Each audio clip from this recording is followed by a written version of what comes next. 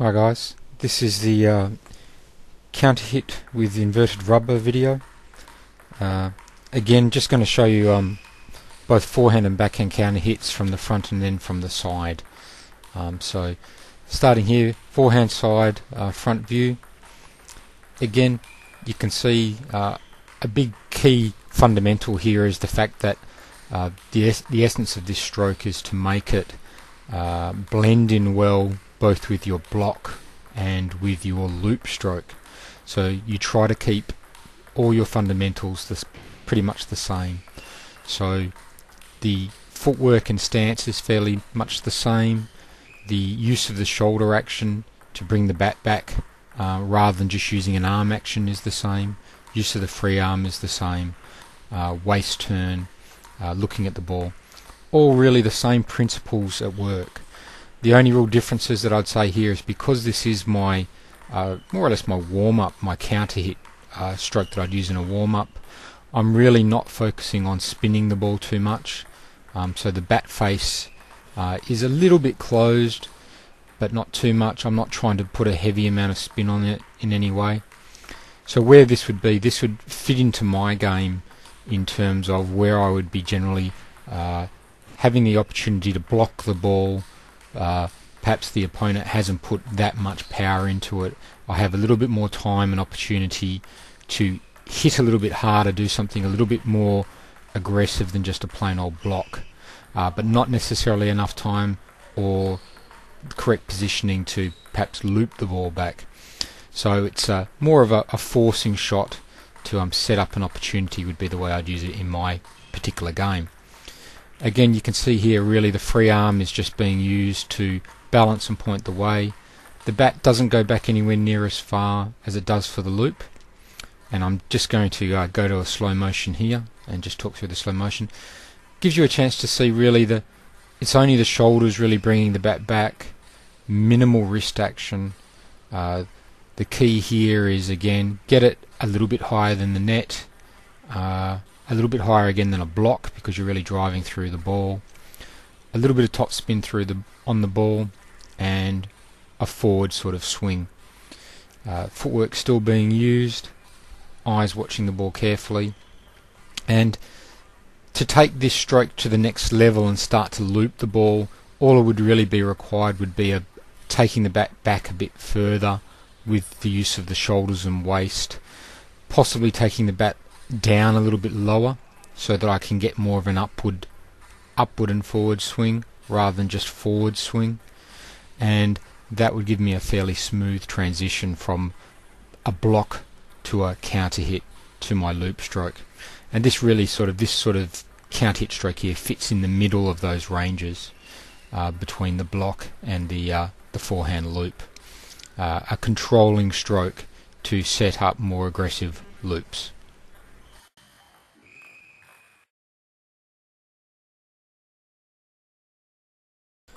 So let's continue and just look at this from the side. Again, there'll be a little bit of it in slow motion later on. You can see here, feet are still moving. I'm still staying balanced and mobile, light on the feet, to allow me to, if it was a match, get in that habit of being able to recover and move elsewhere. The toes still pointing out a little bit to allow my weight to go onto that knee. Good little shoulder turn, bringing the bat back around about to the middle of my body really from a side-on view. Certainly not as far back and as much shoulder turn as there would be on a loop, and a little bit more than there would be on just a plain old block. So it's really, the way I use it, it's more of an extension of my block stroke when I want to be a little bit more aggressive with it. And with the loop, the fundamentals would be the same except for probably my actual backswing would be going further and lower to allow me to actually kind of swing a little bit more forward and upwards. But even from this side view you can really see essentially the stroke is a slightly forward and upward swing, so all I really have to do is, as I want to increase the power, is just keep going in the motion that I'm going but go further. For or against a topspin ball, of course. Against a backspin ball, the loop would obviously be much further down, it would be noticeably different angle to the swing. But you can see here really the fundamentals apply, and this allows us to basically have a forehand stroke against topspin that ranges from a block to a light counter hit to a medium counter hit through into the looping strokes, the power looping strokes, without really having to change anything too much. And going now just to the slow motion version. And this idea of being able to basically just extend the stroke without making radical changes keeps your game simpler, makes it efficient, and cuts down the amount of decisions that you have to make.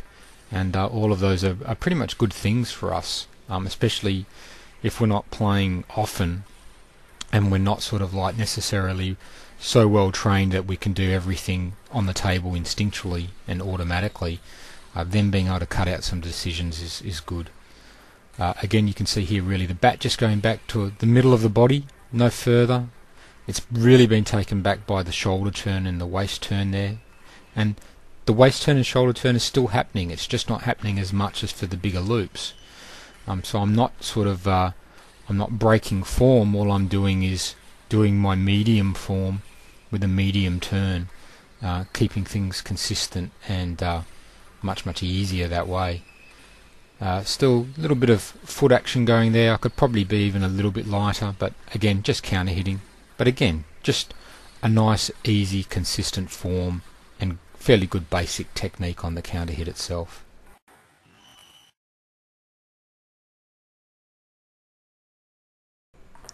So let's look now at the backhand counter hit. Same principle involved here.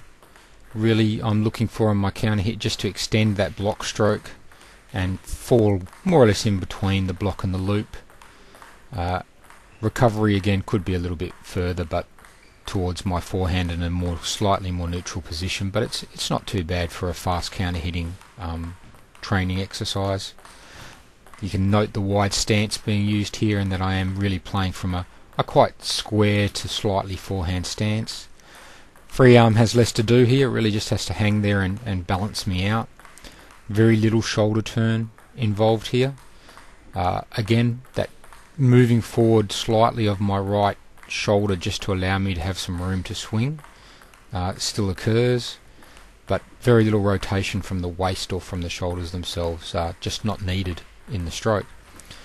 Backswing is obviously a little bit higher than for a loop because I'm not needing to generate as much power. It's still in that same rough angle of allowing me to swing forward, upwards and slightly forwards. Just the overall stroke itself is much shorter than it would be for a actual looping motion, and much less backswing and wrist cocking, as you can see. And you'll see that now in the slow motion version. Looking at the backswing, you can see there's really essentially no meaningful wrist cock. There's no real, it's not going down deep because the length of the swing is not that long, and the follow through is obviously not that long either. One thing I will mention at this point is probably a good thing to mention is that although the fundamentals of this stroke are sort of in between the block and the actual loop itself, one thing to notice is that I find in terms of adding my spin, possibly because of the way I play the game, but you may find the same, is that I find rather than trying to use light spin, a medium spin and a heavy spin, I find that trying to do sort of like a light loop is very difficult to do for me successfully. So generally I tend to use either the block or the counter hit with a minimal amount of spin, or a loop with a heavy spin, and I'll continue that in a second.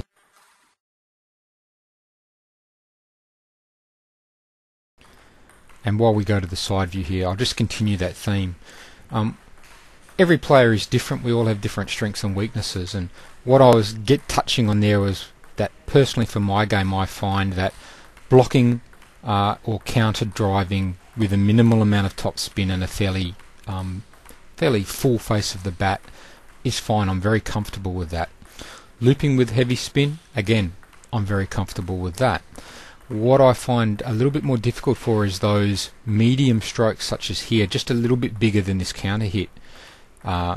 where you're basically playing sort of not quite a loop, not quite a counter hit, and if you're then trying to, I guess, put a medium sort of amount of spin on the ball, I find that for me personally, I tend to lose a little bit of control on that, because it's the loop stroke is based on an excessive heavy amount of topspin, basically, a lot of topspin, and even with the power loop it's a lot of topspin but a lot of forward momentum, but still that essence of fairly heavy topspin.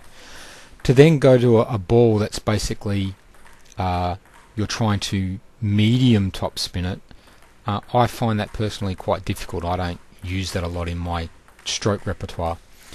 If you can do that in a medium stroke and just put a medium amount of spin on the ball, well, that's wonderful for you. I just find it kind of difficult in terms of the loop and the control in the loop and the safety from the loop coming from that heavy topspin.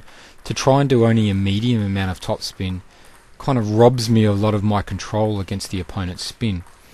And when he's pushing or side spinning the ball or top spinning of his own, it's dangerous, I find, to try and only use a moderate amount of topspin against the ball. I find it much easier to either block or counter hit with a full face of the bat, or go for the very, very heavy topspin and use the heavy topspin to control the ball. But to try and use medium power with a medium amount of spin, I find that I tend to lose control. I don't get enough topspin on the ball to really control it. I'm hitting a little bit too hard to give it the full face of the bat and control the ball that way, and it's a sort of a no man's land for myself. Now, you may find that doesn't affect you, or your no man's land may come a little bit differently, but it's certainly something to consider in terms of that disconnect between the controlling shots and the power shots. There is that land in between where you're not really powering the ball, you're not controlling the ball, and for everybody that's a little bit different. They'll find themselves in different spots for it.